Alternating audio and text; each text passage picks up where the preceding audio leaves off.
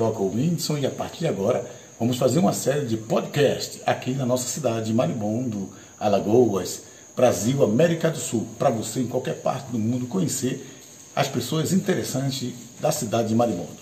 Legal, aí vai ter agora no dia 1 uma eleição para o Conselho Tutelar.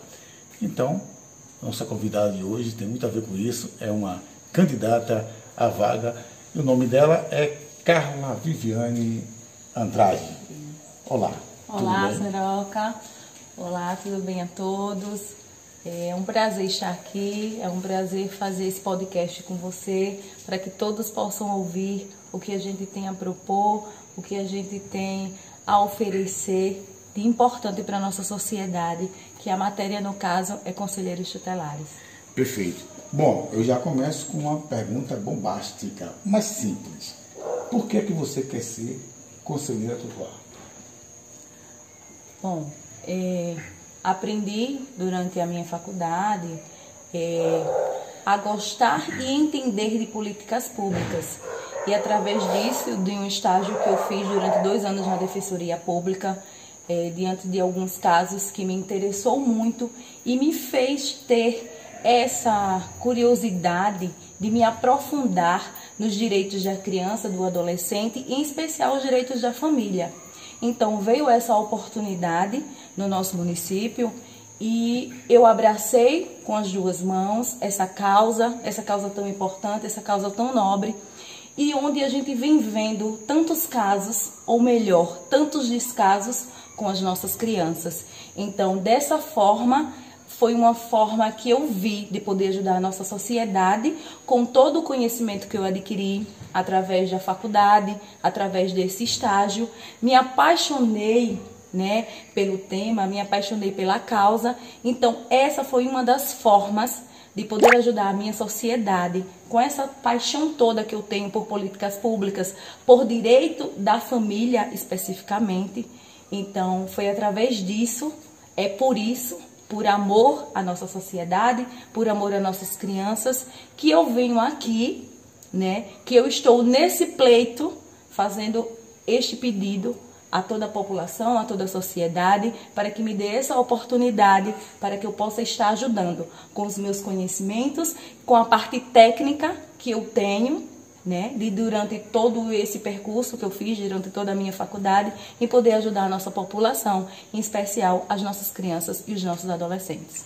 Muito bem, Carla. Bom, essa pergunta, como eu falei, ela é bem colocada em cima do que você está querendo, portanto, ela vai voltar no final do programa para você ter a oportunidade de falar, ou talvez mais coisas que às vezes a gente não lembra no momento. Lembre-se que ela vai voltar. Mas agora eu quero conhecer a Carla criança, a Carla menina, a Carla adolescente, que é exatamente a ano onde você vai navegar, que vai ser eleita, Vamos Deus queira que isso aconteça. Carla nasceu aonde? Bom, Seroca, eu nasci aqui em Maribondo, mais ou menos aproximadamente uns 2 anos. A minha família se dirigiu até Maceió, eu fiquei lá até mais ou menos os 12 anos de idade, retornei aqui a Maribondo. A minha mãe é uma professora daqui do município, hoje já aposentada, então nós retornamos para aqui, eu, ela e uma tia, que sempre ajudou a minha mãe a me criar. Então retornamos para aqui para Maribondo, eu continuei os estudos, conheci meu esposo muito nova, aos 14 anos, namorei durante 5 anos, não deixei os estudos, terminei tudo no tempo certinho. Aos 20 anos eu me casei, aos 25 anos fui mãe e mais ou menos aos 30 anos eu decidi fazer faculdade. Nesse intervalo aí eu fiz alguns cursos e não me identifiquei muito na área, porque desde criança eu sonhava com com o direito, na verdade, Eu comecei a trabalhar muito nova, por livre e espontânea vontade. Eu sempre fui muito ativa, muito elétrica, sempre fui muito comunicativa. Eu já tinha em todo esse intervalo, eu tinha a música junto de mim, Eu tive a música. Eu quero falar daqui a pouco. Então tá bom, então vamos seguir. Então, eu quero saber de você, da sua primeira escola, a sua primeira professora. Sendo eu da educação, não poderia esquecer nunca, que eu acho que é uma homenagem a toda a nossa primeira professora, né? Quem ensinou o A, o B, o C. Você lembra, Carla? Lembro. Eu sempre tive a minha mãe, o meu pai, que aos meus 6 anos se separaram, mas eu sempre tive a presença do pai muito presente. Ele sempre foi muito presente na minha vida, na vida dos meus 2 irmãos. Mas eu tinha uma tia, que ela casou já aos 40 e poucos anos, e essa tia me ajudou a me criar junto com a minha mãe. Ela sempre morou com a minha mãe. Então, quando ela casou, eu fui para Atalaia. E eu me recordo muito bem de uma professora chamada Sueli. Professora Sueli. Professora Sueli, que morava no município de Atalaia. Eu estudei na escola Floriano Peixoto. Ainda me lembro, em Atalaia. Ainda existe municipal, estadual? Se eu não me engano, é estadual. Estadual, porque a minha tia trabalhava pelo estado. Então, ela trabalhava nessa escola e eu estudava nessa escola. Perfeito, perfeito. Então, é sempre bom a gente lembrar das pessoas que iniciaram, né, a gente na educação, que é o grande tesouro de qualquer ser humano. Pois, cara, eu tenho uma outra pergunta para saber. Você, aí com seus 10, 12 anos, você já pensava em trabalhar com microfone, alguma coisa assim? Eu sempre gostei muito de música, mas até então eu não entendia o porquê eu era tão apaixonada pelaquilo. Eu copiava a letra de música para conseguir acompanhar as músicas. Então, quando eu retornei aqui a Maribondo, eu participei de um chamado Cantarte. Cantarte. De um Cantarte lá na escola Nossa Senhora do Perpétuo Socorro. A princípio, eu participei de um grupo, não cantando. Mas aí teve um professor que me ouviu em um dos ensaios cantando e resolveu: Carla, você vai cantar uma outra música, você vai fazer parte desse grupo, você vai cantar uma outra música. Eu não ganhei. Mas no segundo Cantarte eu me interessei, e por incentivo das pessoas que viram, né, aquele trabalho naquele momento, de segundo momento eu ganhei. E vim ganhando vários Cantartes em primeiro lugar. Então, através daí, eu desenvolvi muito, né, a habilidade do falar em público. Graças a Deus eu não tenho problema nenhum com isso, né? Essa é uma parte que me orgulha. A paixão da música me fez ter essa desenvoltura de falar em público. E, assim, sou muito grata por isso. Com quantos anos você falou? Entre os meus 12 e 14 anos. Começou e não largou mais? Comecei e não larguei mais. Tive umas pausas, né? Porque foi necessário para eu construir a minha vida, a minha família. Eu tive essas pausas. Tive uma pausa também quando ingressei na faculdade. Passei os 5 anos na faculdade. Então, eu realmente vi que tinha que parar. Então, eu voltei por paixão, porque realmente me desestressa, é algo que me acalma. E é através disso que eu sei de toda essa desenvoltura de falar, e eu não consigo me afastar. Então, hoje também eu faço um trabalho na Igreja Católica, além de cantar para o mundo, que é assim que se fala, né? Além de cantar para o mundo, eu faço um trabalho na Igreja Católica. Eu sirvo a Deus também, tenho o maior orgulho disso. E espero não parar nunca mais, porque é um trabalho muito importante. Mais um trabalho importante, além de levar o que eu sei para a sociedade, eu estou agradando a Deus. Muito bom. Até porque você canta bem, viu? É bom a gente colocar isso também assim, né? Primeira vez que eu vi você cantando, eu fiquei encantado com a sua voz. Espero que você não pare mesmo. E você falou que fez faculdade de quê? Fiz faculdade de Direito. De Direito? Se formou? Me formei há aproximadamente 1 ano. Tenho o maior orgulho disso, em meio à família, a filhos, a trabalho, que eu não poderia deixar de trabalhar só apenas para estudar. Então, tenho o maior orgulho disso, foi uma correria muito grande. Foram longos 5 anos saindo daqui de Maribondo, todas as vezes. Tenho o maior orgulho disso, porque todas as vezes que eu corro atrás, que eu coloco Deus na frente, Deus me mostra o caminho, e assim vem sendo. Tenho o maior orgulho disso, de ter terminado a minha faculdade, trabalhando com filhos. Já no final da faculdade, eu tive outro filho, tive o meu caçula.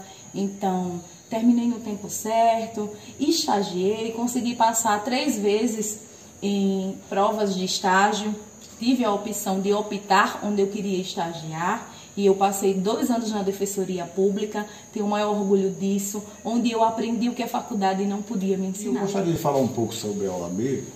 Eu me lembro bem que quando o ex-presidente falou que ia acabar com a OAB, você lembra disso? Não. Porque assim, nenhum outro curso ele tem que fazer uma prova para poder cursar, para poder trabalhar naquilo. A OAB faz isso de uma maneira que eu não entendo também por que esse tipo de coisa, né? A gente sabe que movimenta muito dinheiro, mas isso também não é da conta da gente, deixa para lá. Agora, o que eu quero dizer é que você é advogado, então a pessoa sendo advogado, eu acredito que entender de lei para poder trabalhar como conselheira tutelar, eu acho que ajuda muito. Você acha também? Ajuda bastante. Primeiro que nós tivemos um período estudando exclusivamente o ECA, né? Estudando exclusivamente o Estatuto da Criança e do Adolescente. É onde nós nos aprofundamos nas leis, em como ela foi fundada, o porquê. Então, houve toda uma história para que fosse fundada cada lei, inclusive a do ECA. Então, foi a partir daí que eu comecei a me interessar, né, por essa área da criança, do adolescente e, em especial, no direito da família. E então, aí eu estou dizendo, vai facilitar um pouco, né? O fato de entender de leis, quer dizer, se houver um chamado em qualquer sítio, em qualquer lugar do Maribondo, com algum problema de um adolescente, além de você estar sabendo, que eu acho que todos devem saber sobre o ECA, né? E você também sabe aquelas outras leis que pode incluir em cima do problema que aconteceu lá com o menor.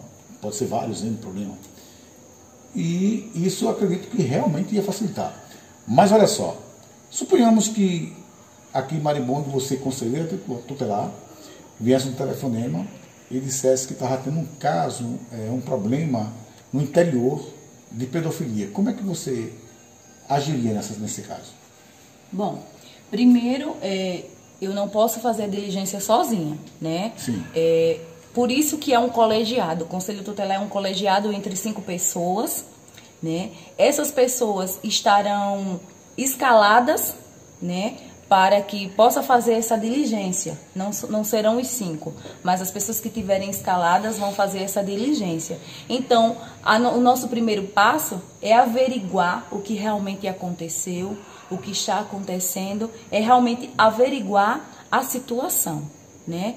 E o nosso propósito é acolher aquela criança que está naquela situação de descaso, é acolher a criança que está naquela situação de abandono, é acolher aquela criança que está naquela situação específica a qual nós fomos chamadas. Como seria esse acolhimento? Esse acolhimento primeiro é ouvir.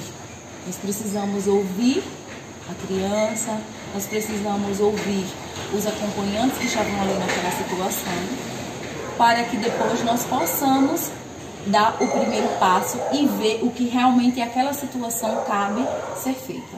Um trabalho específico de proteção àquele ser que ainda está em formação. Isso. Parabéns. A gente fica muito satisfeito em ver que seu pensamento condiz diretamente, né, com o que se espera realmente de uma pessoa que vai trabalhar como conselheiro tutelar. Agora, você vai ter quantas pessoas já estão inscritas? Você sabe, não? Para ser seu aniversário. São 13 tem 13 candidatos. Pessoas, 13 candidatos. Certo. Será que tem alguém mais com curso superior também, assim? Tem, eu quero que tenha. Tenha mais umas 4 pessoas. Umas 4 ou 5 pessoas que têm nível superior. Né? E também do lado direito, não? Não, eu creio que só mais um na área do direito. Você sabe informar se os conselheiros vão para a reeleição todos ou tem algum que não vai? Não, apenas um não vai. Inclusive, esse também é da área do direito, né? É o André Floriano. André Floriano. Ele não vai? Não. Tá certo. Então agora eu vou colocar aqui algumas pessoas para saber se você gosta ou não gosta. Você pode ficar calado se for o caso, entendeu? Não tem problema nenhum. Essa pessoa, você gosta ou não gosta? Pessoa maravilhosa, inteligente, suspeita a falar. Candidata, né? Isso. Número 14. Que bom, Carla. Vamos ver uma outra pessoa. Eu fiz essa de primeira mesmo para a gente ver, até para descontrair um pouco. Mas aqui. Tassiane é uma mulher guerreira, pelo que a gente pode ver. Já está sendo conselheira tutelar, está pleiteando a reeleição. Não a conheço muito, mas aparentemente o que a gente vem vendo dela, ela é uma guerreira, uma mulher batalhadora, e está aí, a única mulher aí no meio dessa galera, né? representando as mulheres aí. Isso. Vamos ver outra aqui. Cadê ele? Claudemir Zezé é uma pessoa maravilhosa também, né? Uma pessoa do coração incrível. Já o conheço fora de conselho tutelar. Ele realmente é um cidadão de bem, uma pessoa muito de boa, uma pessoa que gosta de fazer caridades, um amigão de verdade. Então gosta, né? Tem essas pessoas. Nerivan. Amigo Nerivan já vem nessa batalha aí há alguns anos, né? Também, né? Já o conheço, já tem nessa batalha. Eu acho que esse último mandato ele ainda assumiu por alguns meses, não me recordo bem, mas ele assumiu. E vem nessa luta também, um grande companheiro aí dessa luta pelos direitos da criança e dos adolescentes. Estou botando eles, você sabe, lógico que vai ser seus adversários, né? Sim. Mas a gente sabe que também ser adversário não quer dizer que seja inimigo, né? De jeito nenhum, não, jamais. Amigo Roberto Júnior. Amigo Roberto Júnior é da área do direito também. Já vem aí há 4 anos, vem no mandato de 4 anos e está aí para a reeleição. É isso aí. Também, então, todos você tem uma boa... Todos. Que bom. Maribondo também tem isso, né? A gente passa a ser, de certa forma, conhecido, não vou dizer que é amigo, mas conhecido. Eu vou contar um caso aqui. Eu estava em São Paulo, na Praça da Sé, fui fazer um curso há um bom tempo, e, por incrível que pareça, gente pra caramba, eu bato de cara com uma pessoa aqui do Maribondo. Pasmo, né? Eu nunca falei com essa pessoa, mas sabia que ela era daqui, e ela me viu também sabia que eu era daqui. Aí, quando eu vi, eu ri, né? Nunca tinha falado com ela, a pessoa riu também, aí fez, se abraçou tudinho. Quer dizer, Maribondo tem dessas coisas também, quer dizer, por ser uma cidade pequena, charmosa, bonita, a gente consegue ver todo mundo, às vezes não tem a oportunidade de falar, né? Às vezes não sabe o nome, né? Era o caso, não sabe né? o nome, mas se conhece, né? Já viu em algum momento, não né? Na cidade, uma cidade acolhedora. É uma cidade acolhedora. Ou seja, em todo canto tem gente de Maribondo. Isso é bom, isso não é ruim. De uma certa forma não é ruim. Agora, como é que você agiria? Veja bem, eu sei que você vai passar por um processo, se você eleita for, você vai passar por um processo de aprendizagem, de como agir, como não agir, você e todos que estão, né? Você vai ter a facilidade, porque já tem mais ou menos o ECA na cabeça, né? O Estatuto de Criança e Adolescente. Você vai ter essa facilidade. Mas, aí, digamos, se você passasse aqui em Maribondo e visse uma criança, entendeu? Já ali perto da pré-adolescência, em situação de rua, como seria a cabeça de uma pessoa que estuda o ECA, e você como já estudou, então sabe que aquilo ali é uma situação... Como é que agiria uma pessoa?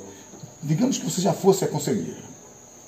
Bom, nesse caso, eu continuo batendo na mesma tecla que a gente não pode agir sozinha. Né? Esse caso tem que ser um colegiado, né? Como nós sabemos disso. Você quer dizer o colegiado, ou seja, vamos pensar junto, isso, o que fazer. Isso, né? a decisão, qualquer caso que chegar, a gente vai sentar, vamos nos reunir, né? E ver se algum dos conselheiros tem alguma proximidade com aquela vítima, com o acusado, com o denunciante.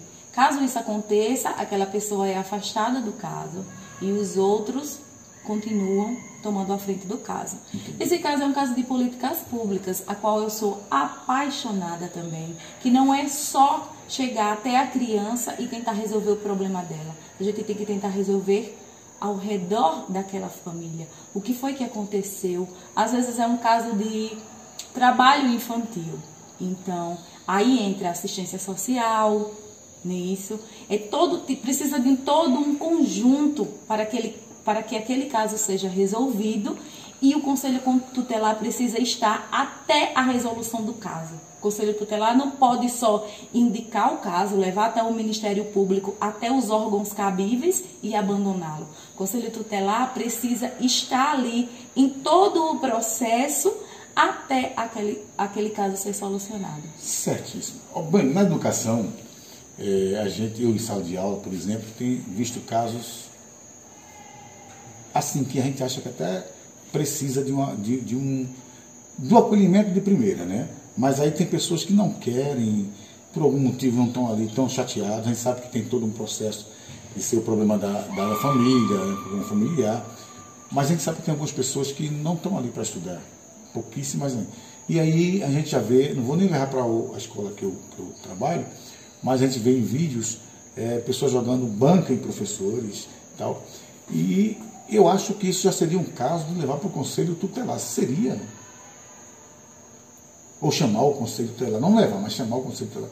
Porque assim, quando isso acontece, o primeiro passo do educador é levar para a coordenação, direção, mãe e pai, responsável. Mas muitas vezes a mãe e o pai não querem mais essa responsabilidade, ou não aguenta, ou não consegue ficar com aquele adolescente. E a pessoa não via esse caso de só vir em vídeo, de jogar, de agressão física, mas agressão com boca a gente já viu. Verbal. De uma maneira que a gente fica, né? E às vezes, como já foi casos de pessoas que já me contaram, que a mãe faz: eu não aguento com ele não, tomo conta a vocês. Claro que a escola não pode tomar conta. A escola é para ensinar, enfim, educar, competências. Educação familiar em casa, não é isso? Mas quando a mãe e o pai falam isso, a quem mais recorrer? Conselho Tutelar. Não é? Conselho Tutelar. O Conselho Tutelar não está ali só para punir, não está só para punir, não está só para procurar o responsável. O Conselho Tutelar, o nome Conselheiro Tutelar já diz tudo. O Conselho Tutelar, ele aconselha, ele precisa acolher. A criança e a família precisa ter confiança nos conselheiros tutelares. Os conselheiros tutelares precisam ser bem vistos no município, para que quando aconteça algo desse tipo, haja um acolhimento. E a partir daquele caso, a partir daquele estudo, que entrem em um consenso e veja qual a melhor forma de tentar resolver e solucionar aquele problema. Isso. Muito bom. Agora, deixa eu sair um pouquinho do conselho para a gente conhecer você. Como é a carne em cima do palco? Treme muito? Tem medo de começar? Eu sei que todo artista, você sabe que a gente trabalha com isso, eu aprendi muitos shows de muitos artistas, e aquele artista que tem geralmente um nome maior, a gente tem mais um bocado. Eu, pelo menos, a gente, pô, a responsabilidade, né? No meu caso, o Chiclete, o Lulu Santos, quer dizer, a gente treina um pouco, mas depois que começa, continua. Como é você que vai ter que cantar não uma só música, você vai cantar várias músicas, né?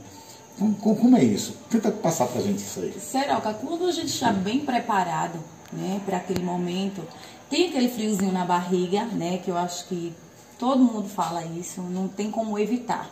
E depois que a gente começa, quando a gente está seguro, a gente vai embora, tenta só trazer alegria para quem está ouvindo, tenta só trazer as melhores coisas possíveis para quem está ali, né? Para ouvir o seu show, para ouvir a sua música. Então, a gente começa às vezes muito tímido, muito acanhado, mas dependendo do público, a gente se solta e vai embora. Legal, legal. É isso mesmo, eu acho que é a mesma coisa, diferente, né? Porque você continua, a gente chega, apresenta, diz alguns patrocinadores, depois entra novo, fala aquele momentinho ali, 1 minuto, 2 minutos, que parece uma hora. Aí eu imagino você que vai ter que cantar. E outra coisa, ainda tem aquela situação, você sabe, a música desde pequena às vezes, mas você pode esquecer a letra, tá ali em algum lugar, né? Mas aí, mesmo assim ainda fica meio... É verdade. Eu costumo dizer que as músicas do mundo são mais fáceis, porque a gente dá uma enrolada, a gente faz aquela volta e às vezes a pessoa nem percebe o que aconteceu. Mas como eu estou entrando agora, né, cantando para Deus, graças a Deus, né? Como eu estou nessa vibe de cantar, né? De levar o que eu tenho, o que eu posso para Jesus. Então, é mais complicado para mim um pouquinho, porque não tem como enrolar, né? A gente tem que saber, tem que ser tudo certinho. Até porque as pessoas que estão ali querem ouvir a letra, isso, né? Não é só a música. Não é só a música, não tem enrolação, não. É verdade. Não tem enrolação. Carla, como é que você vê a situação mundial? A gente vê que cada dia mais o cristão no mundo está sendo perseguido. Pastores, padres, enfim, o cristianismo. A gente sabe que em vários países matam cristãos. O Brasil parece que corre para um lado de não valorizar o cristão, e se chegar a esse ponto, a gente sabe que para ser contra é 2 palitos. Isso. Como é que você vê essa situação do cristão agora que você está voltando? Parece-me que pelo que você falou, estava um pouco afastado, está voltando, é isso? Não, eu já estava, já estava, né? Já estava na igreja, só que eu não tinha tempo para conciliar esse projeto de voltar, de cantar na igreja. Já é um projeto muito antigo. Então, diante de toda a correria, de tudo que vinha acontecendo, de filhos, casamento, família, faculdade e tudo, então eu não encaixava um tempo. Então agora, como eu já terminei a faculdade, já estou mais tranquila com relação a tempo, então eu estou tentando encaixar isso aí, estou gostando muito, sabe? Então, essa questão de intolerância religiosa talvez seja... É algo muito de educação também. Eu acredito muito na educação. Eu acredito que todos os temas envolvem educação. É questão de educação. A gente vê aí outros países, né, que desde criança tem que seguir o islamismo mesmo, né? É um exemplo disso. Então, desde criança, eles não tem como correr. É aquilo, é aquela religião, eles não têm quando correr. E quando eles crescem, que conseguem enxergar algo além do que os pais apresentaram a ele, é quando a gente vê aí muita coisa acontecendo que não deveria relacionada à religião. É isso? Então eu creio muito que seja educação religiosa. Né? Tem muito a ver com isso. Eu estive vendo, hoje a gente vê vídeos à vontade, informações, está na ponta do dedo, só passar para lá para cá e vê tudo. Em um país que agora eu não lembro o nome, porque eu não lembro mesmo, senão eu diria, uma igreja católica sendo alugada para vários bares. Aí você vê lá o santuário lá, o Cristo na cruz, e o cara vendendo baixo assim. Isso me chocou muito. E me lembrou daquela cena de Jesus dizendo que na casa do meu pai, né, que quebra tudo e tal, os comerciantes. E dessa vez o comerciante que estava fazendo lá, ele não estava vendendo arroz, feijão, ele estava vendendo bebida alcoólica. Quer dizer, cerveja, cachaça. Isso me chocou demais. Mas é uma realidade, né? Não sei até onde nem quando. Espero que no Brasil não chegue a esse ponto, mas já percebo que há uma certa... Já, sim. A gente já percebe. E a gente já vê alguns triste, grupos, né, isolados aí.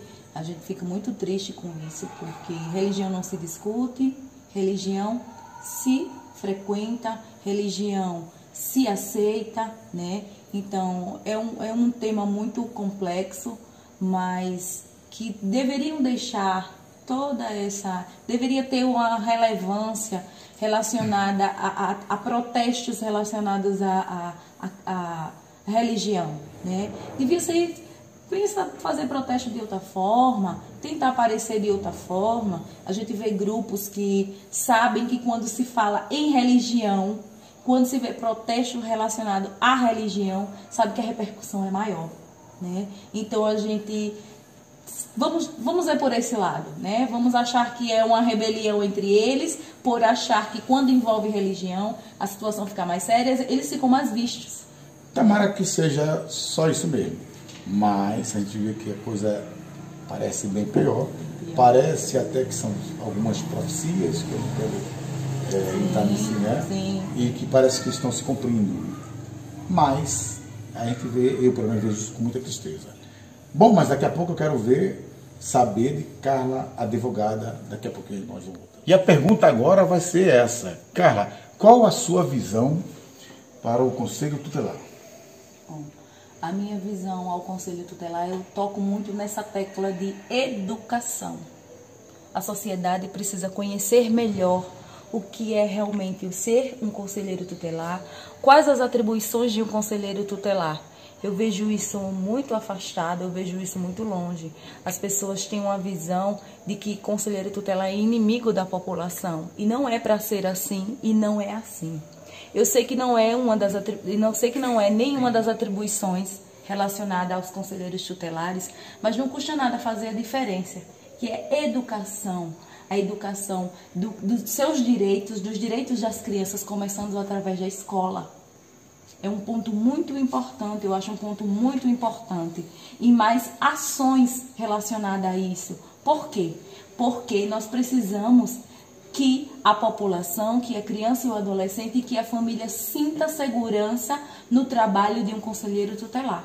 Então, o que quer dizer que, por exemplo, você vai, eu nem sei se o conselho já faz isso, mas tipo assim, mapear mais ou menos os jovens, os adolescentes, aqui Marimbondo é uma cidade pequena, relativamente pequena, talvez deixe para fazer, tem assim, chance de se fazer isso e saber quem é que está estudando e quem está fora da escola. É isso que você está falando, mais ou menos? O que eu falo é o seguinte, é de levar mesmo os artigos, é de levar para as escolas de uma forma mais lúdica, né? É claro, vai depender de cada faixa etária, de cada criança, mas tentar mostrar para ela que não pode, o que pode, né? De tentar proteger, de tentar dar percepção a elas que elas mesmas podem se proteger. E de que forma de fazer abusos, esse trabalho? De ações, agora ações conjuntas. Palestra na escola. Isso, de palestras, tudo isso conjunto com a assistência social, com as escolas, com os órgãos competentes, realmente competentes, para que juntos possamos fazer ações dessa forma. Eu tenho uma visão de que a sociedade vê o Conselho Tutelar como um inimigo e que não é para ser assim. Não é para ser dessa forma. O Conselho Tutelar é para acolher a criança, é como o nome já diz, aconselhar a família, prevenir em forma de ações, para que possa tentar diminuir esses casos que vêm crescendo a cada dia, talvez não que nunca deixou de existir, que agora esteja mais e que agora tenha mais casos. É que, de uma certa forma, as pessoas estão se sentindo mais seguras para que possa fazer as denúncias. Então, não vamos esperar só denúncias. Vamos tentar prevenir, vamos tentar, desde da creche escolar, vamos tentar levar para as crianças que não podem, né, que tem os sinais do toque de um adulto que não pode fazer em uma criança. Então, vamos aprimorar mais isso, vamos fazer mais ações dessa forma, junto, é lógico, com os órgãos competentes, que é a assistência social, que é as escolas, que é o que de fato as parcerias que a gente já tem. A gente já precisa dessas parcerias. Então, vamos aprimorar essas parcerias para que a gente possa levar essa parte da proteção, de prevenção às nossas crianças e aos nossos adolescentes, para que a gente não fique só aguardando, infelizmente, as denúncias, depois que venha já acontecer o ato. Então, eu acredito muito na educação. Na educação. Perfeito. O fato de você ter trabalhado 2 anos na Defensoria Pública, isso lhe dá uma determinada bagagem para ocupar esse cargo? Sim, sim. Foram 2 anos, eu peguei um dos anos da pandemia, mas eu fiz todos os processos, todo o trabalho home office, né? Então, em casa, então eu tenho aí, possamos dizer que eu tenho uma bagagem relacionada à parte técnica. Então, eu tenho, além de todo o conhecimento que eu tive na faculdade, de todo o conhecimento que eu tenho com o ECA, eu tenho a parte técnica. Eu tenho essa bagagem aí da parte técnica, de como fazer, de como agir, de qual o primeiro passo, depois daquele consenso entre o colegiado, qual o primeiro passo, como a gente deve agir. Embora isso eu já venha dizendo, não ECA, mas eu digo com prioridade que essa parte técnica eu tenho, né? E isso é um diferencial muito grande. Sem dúvida. Agora, já posso chamar Carla advogada, Carla doutora Carla? Já posso dizer assim? Bacharela, né? Bacharela, eu não tenho uma OAB, eu nunca tenho um ano de conclusão de curso, eu nunca nem tentei, né? Eu não tentei ainda fazer a OAB. Mas por quê? Por conta da correria. A gente precisa se dedicar, né? Tudo que a gente vai fazer, a gente não pode fazer de qualquer jeito. Se você quiser passar de primeira, se dedicar, mas fazer você pode. Fazer eu posso. Eu quero até dizer a você que eu tenho uma irmã também que é formada e um ano sem fazer. Eu acho que é o mesmo caso seu. Eu cheguei para ela e disse, por que você não faz? De repente você tem o conhecimento necessário e não precisa estar revisando. Você passou por... mas eu posso... E se não? Você chegar na hora, você tudo que você sabe. Porque a gente tem uma situação de querer fazer 100% de todas as coisas que a gente quer fazer. É claro que para se fazer uma coisa bem, tem que se preparar. Mas, por que não fazer? É isso. E, inclusive, eu falei para ela o seguinte, não precisa dizer para ninguém, não. Vai devagarzinho, vai lá e faz quando passar, passa. É verdade. Deixa eu te contar que, após todo esse processo que houve relacionado ao conselheiro tutelar, houve a prova, né, qual, graças a Deus, eu passei, por isso que eu estou aqui.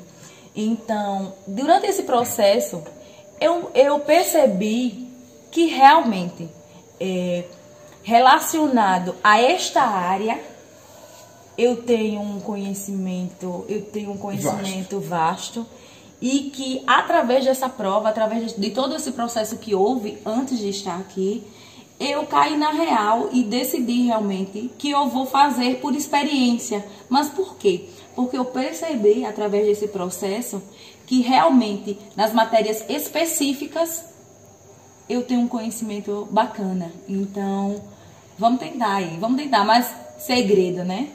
Faz sem ninguém saber, né? Faz sem ninguém saber. Quando ver, passei. Vamos ver. Tá tudo Vamos certo. lá. E aí você pode ter uma grande surpresa, minha irmã pode ter uma grande surpresa, as pessoas que estão com certo ressentimento, não nem ser assim, medo mesmo, sei lá, receio de fazer, de repente faz e passa, aí vai ver que sabe mais do que pensar que sabia. Justamente.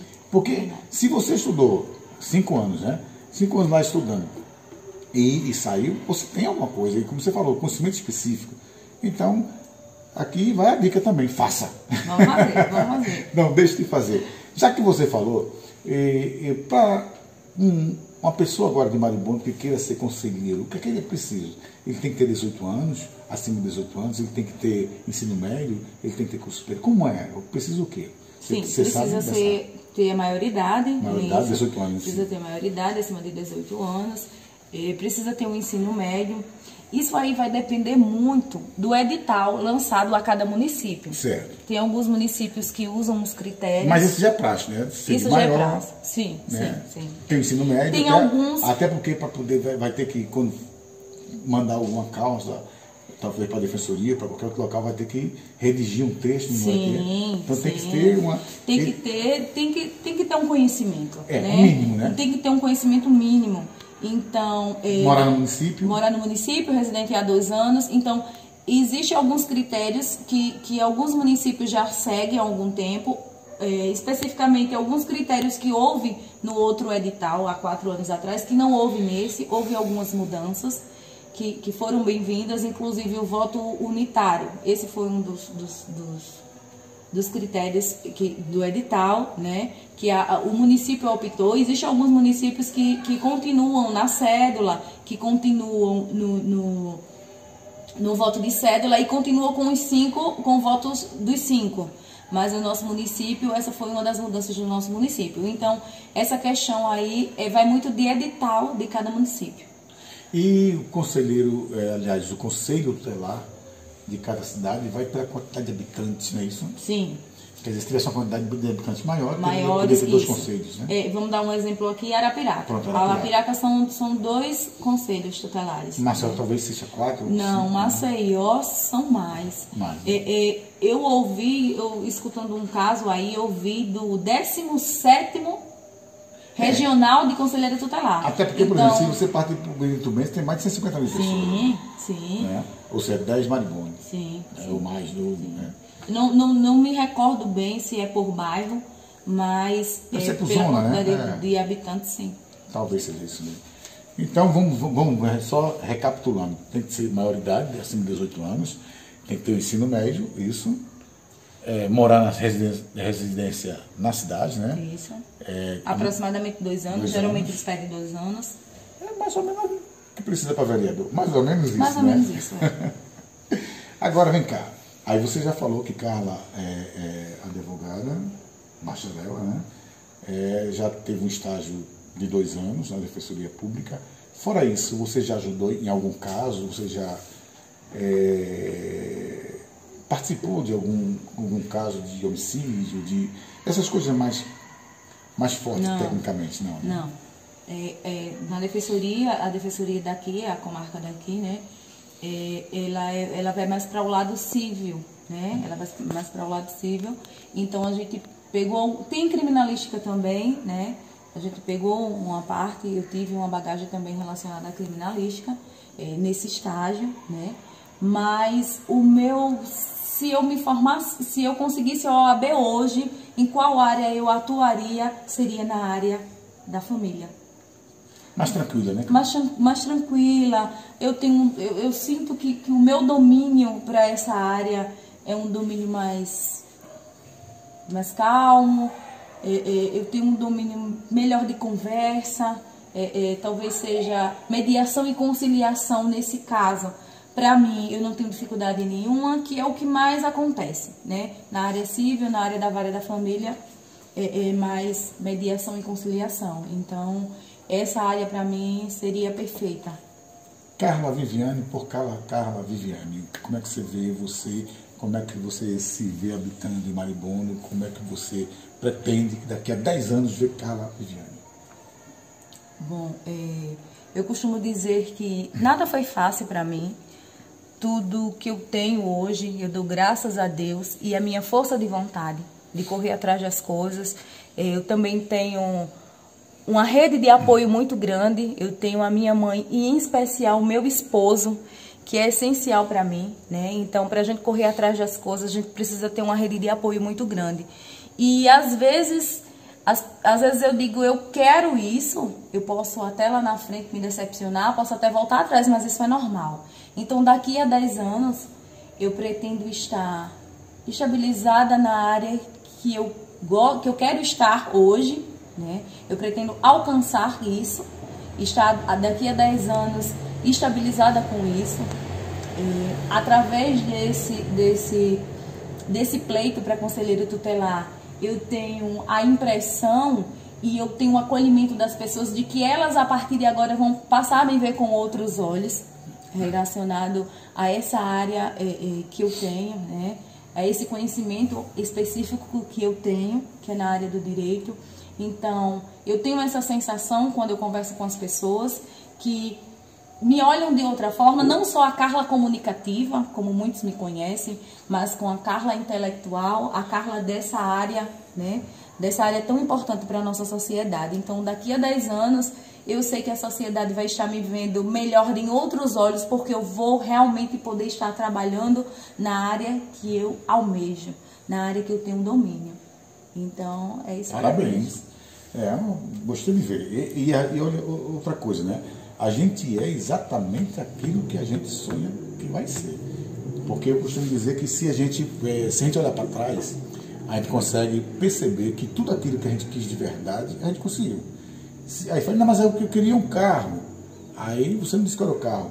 Uma Ferrari pode ser. Não vai ter. Não vai ter. Agora, eu queria um carro, o carro chega.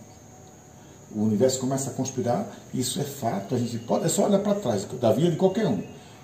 Você vai perceber que quando você quis de verdade uma coisa, em pouco tempo, vamos falar assim, um ano, talvez antes, a coisa acontece. Então, percebo pela sua vontade que você quer ser de verdade conselheira tutelar nesse momento e tomara que Deus conceda isso aí. Não tire o foco, aperte o foco, mas está perto de terminar, a gente está batendo já, mas eu quero fazer aquela primeira pergunta. que eu deixei você meio atordoado no começo, perguntar logo. Vou fazer, normalmente você pode reformular, pode dizer o que você quiser para as pessoas que estão nos assistindo e poder entender a verdadeira Carla e por que você quer ser conselheira tutelar. Por que você quer ser conselheira tutelar? Primeiro, porque eu gostaria de ajudar a sociedade, a minha sociedade especificamente, o nosso município, com todo o conhecimento que eu tenho, com toda a parte técnica que eu tenho, e em específico, porque eu sou apaixonada por políticas públicas, eu sou apaixonada pela área da família, e nessa área da família inclui as nossas crianças e os nossos adolescentes. Então a minha pretensão é essa, é de trazer todo o meu conhecimento, todo o conhecimento específico e técnico para que eu possa ajudar cada vez mais a nossa sociedade, em especial as nossas crianças e nosso adolescente. O amor não se questiona, porque eu sou mãe, eu sou esposa, eu sou filha, então o amor pelas nossas crianças não se deve questionar em momento nenhum. E é por esse amor a minha sociedade, as crianças, eu vejo meus filhos, eu vejo os filhos da população e meus filhos. Então é por esse amor específico que eu tenho pelas crianças, pela família em geral, que eu quero trazer esse conhecimento que eu tenho, essa parte técnica que eu tenho para ajudar a nossa sociedade, em especial as nossas crianças e os nossos adolescentes. Parabéns, Carla, pela entrevista. Eu quero dizer a você que tomara que você consiga o seu objetivo. Muito obrigado por ter vindo ao nosso convite e aceitado o nosso convite. Agradecer também ao Marcelo que está aqui, que, como você falou, está sempre presente com você e dando força. E é assim que deve ser, né?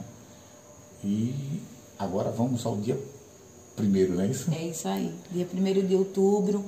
Exerçam a cidadania, o poder da cidadania que a população tem, não deixem de ir votar, isso é muito importante para a nossa sociedade, é importante, a gente não sabe o dia de amanhã, a gente diz, eu nunca precisei de conselho tutelar, eu não sei nem o que eles fazem, mas deveria saber, porque o Conselho Tutelar é um dos cargos mais importantes que nós temos, é o que está em defesa da nossa família, está em defesa das nossas crianças, dos direitos das nossas crianças e dos nossos adolescentes.